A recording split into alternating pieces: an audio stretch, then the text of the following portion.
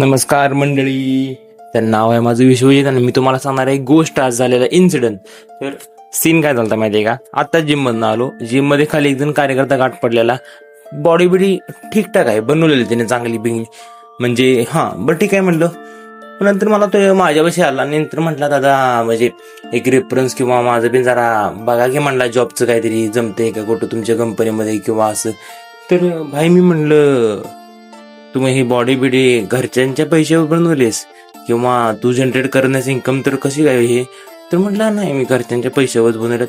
तर भाई म्हणलं, पहिली गोष्ट आहे की फिजिक बनवायची असेल तर ठीक आहे, तो होम वर्कआउट बनवू शकतो. सप्लिमेंट बिप्लिमेंटची काय एवढी गरज नाही, ठीकठाक बॉडी बनवून जाईल.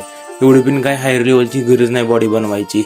विषय कसा आहे की तू जेव्हा पैसा कमवत असशील तेव्हा तू जर स्वतःवर इन्व्हेस्टमेंट करत असशील बॉडी बिल्डिंगसाठी, किंवा तुझं जर जिमचा खर्च उचलत असेल, प्रोटीनचा खर्च उचलत असेल, सप्लिमेंटचा तर ठीक वाटतं, काय वाटत नाही.